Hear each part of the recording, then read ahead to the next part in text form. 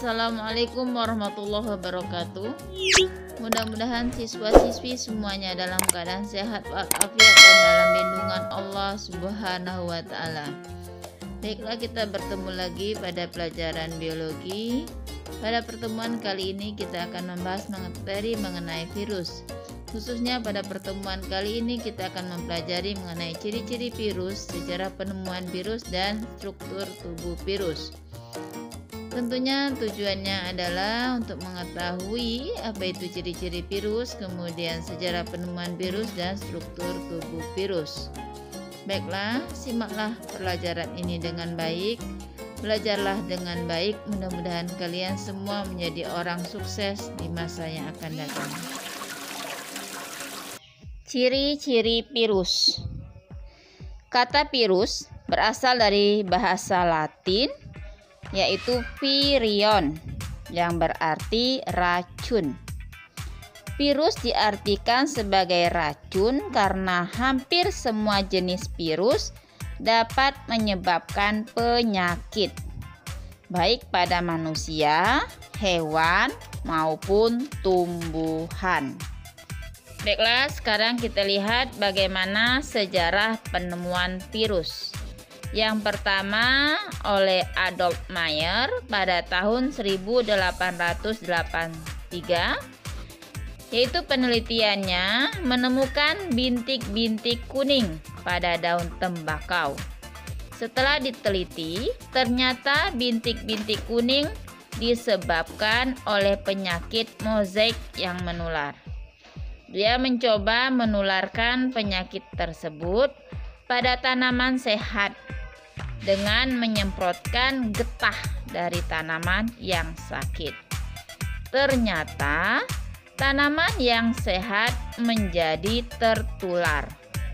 Selain itu, ia juga menyelidiki mikroba pada getah tanaman yang ditulari, tetapi ia tidak menemukan apapun. Nah, kesimpulannya, penyebab penyakit mozaik yang ditandai dengan adanya bintik kuning yaitu berupa bakteri yang berukuran sangat kecil. Kemudian yang kedua oleh Dmitri Ivanovsky, yaitu pada tahun 1892. Dia menyaring ekstrak daun tembakau dengan saringan bakteri agar bakteri tidak lolos, dan diperoleh filtrat daun tembakau. Selanjutnya, filtrat daun tembakau disemprotkan ke daun tembakau sehat, dan ternyata daun tersebut tertular penyakit mozaik. Nah, kesimpulan dari Dmitri ini bahwa penyakit mozaik disebabkan oleh bakteri yang berukuran sangat kecil.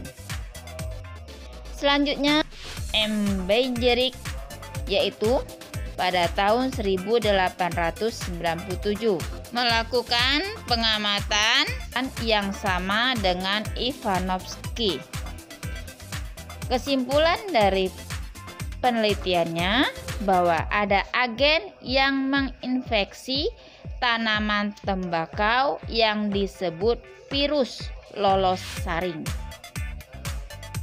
Dan selanjutnya oleh W. M. Stanley, yaitu pada tahun 1935.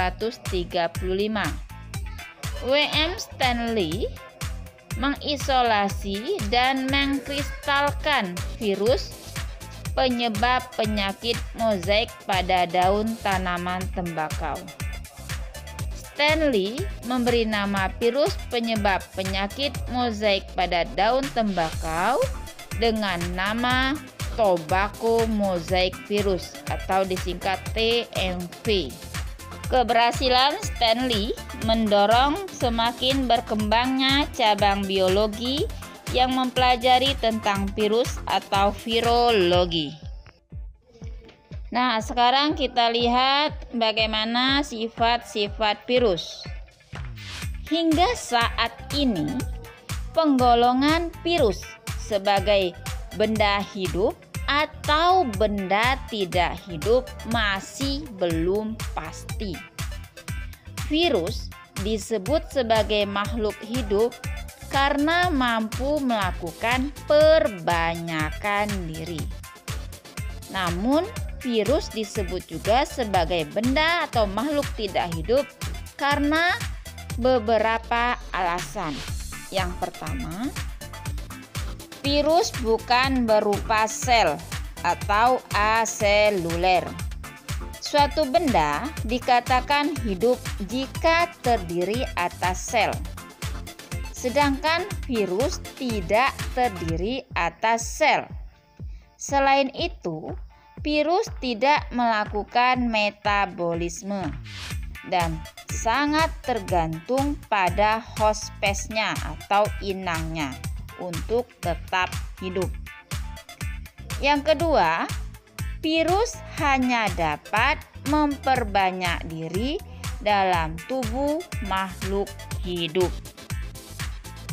Yang ketiga, virus hanya tersusun atas satu jenis asam nukleat, yaitu DNA atau RNA saja, dengan selubung protein atau kapsid, serta tidak mempunyai sitoplasma dan organel. Serta yang keempat, virus dapat dikristalkan sehingga lebih menunjukkan ciri mineral daripada ciri kehidupan. Sekarang kita lihat bagaimana perbedaan antara virus dengan sel hidup. Kita lanjutkan pada struktur virus. Virus mempunyai ukuran tubuh sangat kecil, bahkan lebih kecil daripada bakteri. Ukuran tubuh virus hanya dapat diamati menggunakan mikroskop elektron dengan perbesaran 100.000 kali. Oleh karena itu, tanpa bantuan mikroskop elektron, kita tidak bisa mengamati virus dan hanya dapat merasakan jika tiba-tiba tubuh sakit karena serangan virus. Pada tahun 1892, ilmuwan Rusia Dmitri Ivanovsky telah membuktikan bahwa virus dapat lolos dari saringan yang tidak dapat dilalui bakteri. Virus terkecil memiliki diameter sekitar 17 nanometer dan diameter terbesar 1000 nanometer. 1 nanometer itu sama dengan 10⁻⁹ meter. Oke, sekarang kita lihat bentuk virus. Tubuh virus mempunyai bentuk bermacam-macam apabila diamati menggunakan mikroskop elektron. Ada yang berbentuk bola, misalnya virus influenza dan HIV. Bahkan sekarang ada virus yang lagi booming, COVID-19. Kemudian berbentuk batang, misalnya tobacco mosaic virus. Kemudian berbentuk huruf T, misalnya bakteriophag. Dan berbentuk polihedral, misalnya adenovirus. Oke, kita lanjutkan lagi melihat struktur tubuh virus. Virus tidak memiliki bagian-bagian penyusun sel seperti sitoplasma dan organel. Selain itu, virus tidak melakukan metabolisme, sehingga virus tidak dapat dikatakan sebagai sel. Apabila virus berada di luar sel host spesies, virus hanya berupa partikel biasa yang disebut virion. Sekarang kita lihat contohnya virus T atau bakteriofag. Bagiannya yang pertama kepala, berbentuk polihedral atau segi banyak yang berisi asam nukleat. Nah, pada bakteriofag ini asam nukleatnya berupa DNA. Asam nukleat berfungsi mengendalikan aktivitas replikasi virus. Pada bagian kepala virus yang berisi asam nukleat diselubungi protein yang disebut kapsid.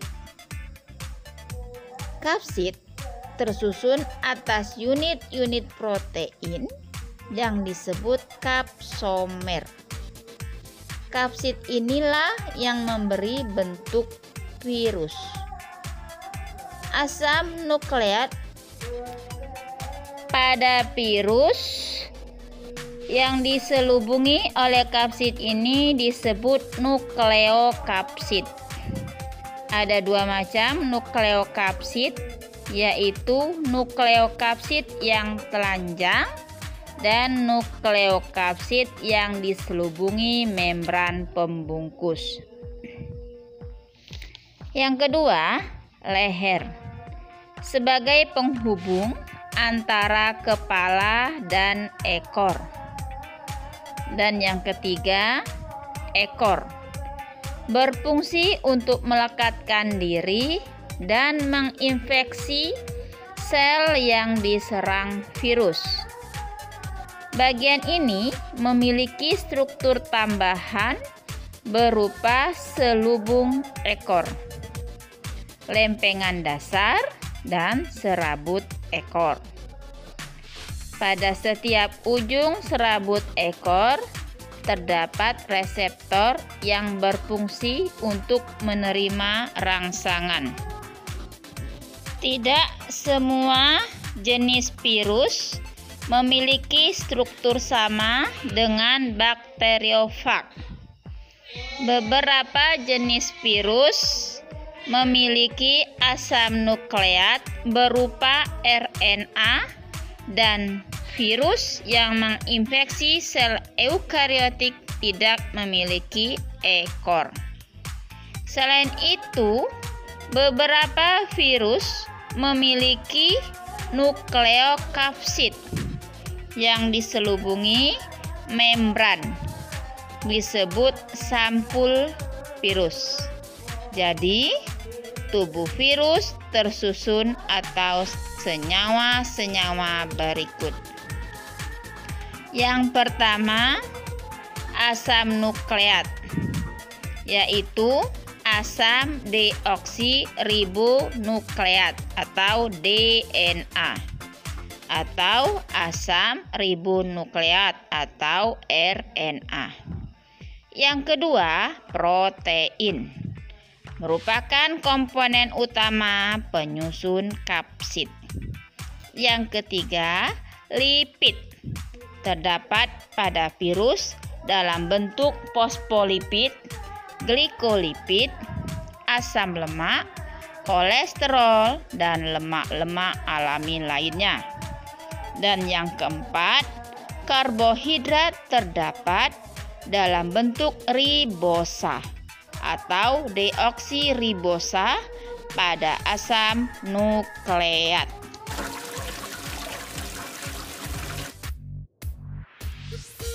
Demikian pertemuan kita kali ini. Mudah-mudahan kalian benar-benar paham atas materi yang telah Ibu ajarkan.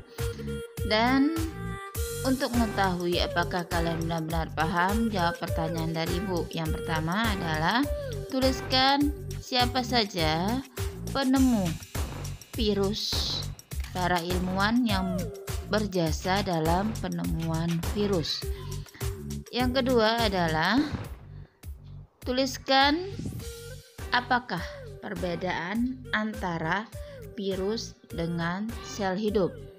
Kemudian yang ketiga, tuliskan bentuk-bentuk virus. Demikian pertemuan kita kali ini dan Ibu akhiri. Wassalamualaikum warahmatullahi wabarakatuh.